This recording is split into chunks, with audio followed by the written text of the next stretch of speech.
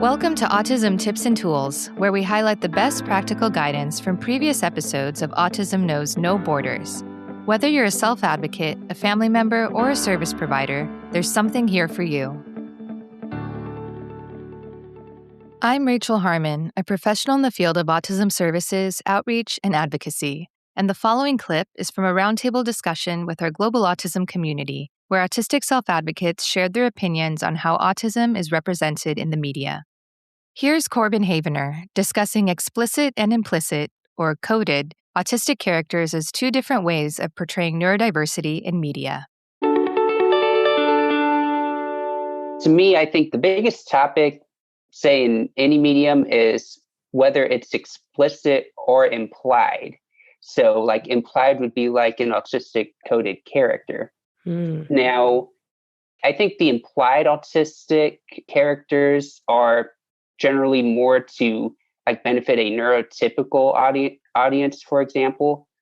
But if I'm looking at somebody like, I think the implied ones are somebody that, I can look at and see a little bit of myself in there. So for example, I can explain like how this affects me and, some of the mental benefits that it has.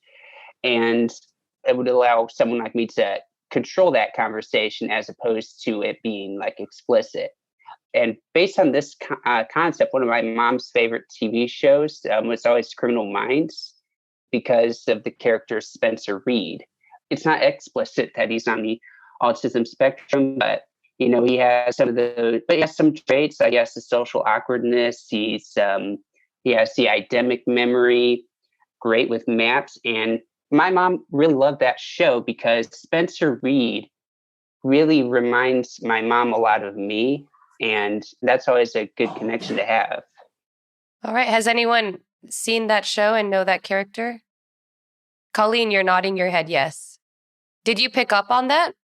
No, and I just had to Google him to make sure I was thinking of the right character. And as soon as I saw his face, I definitely smiled because I can definitely see that.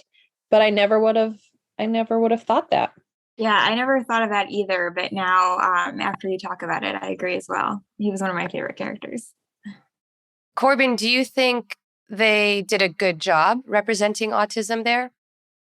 Yeah, I think from my point of view, that is a strong representation because from being on the spectrum, what I like the best is if it's implied, because anybody can watch that and you see somebody who's incredibly good at what they do. We see somebody who's incredibly intelligent. Maybe like you can pick up on, some of the like social challenges that may be a part of that. But just seeing somebody that is out there in their field excelling is always a positive representation. Yeah, that's very true. I agree. Is there anything that you think they should have done differently in this character? Or asked in another way, is there anything that stood out to you that maybe didn't really match your relatedness to him? Well, obviously his character's backstory is that he is a genius with an IQ of 187.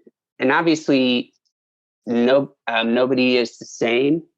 So if we look at this age 12, he graduated from high school at age 12, which obviously does come down to a stereotype that in some ways I think could be problematic, which would be the savant stereotype, where an autistic person's value can be tied explicitly to what amazing thing that they can do. And most people, especially neurotypical people, are not going to be held to that kind of standard, where like we're only valuable if we could do something that's amazing, like curing some sort of disease or anything, when most people at large are never going to do that. Thanks for tuning in to Autism Knows No Borders. Would you like to hear more about how autism is represented in the media? Follow the link in the show notes for the full conversation, and be sure to subscribe for more stories from people connected to autism, inspiring change and building community. Let's work together to transform how the world relates to autism. Thanks for listening. Take care.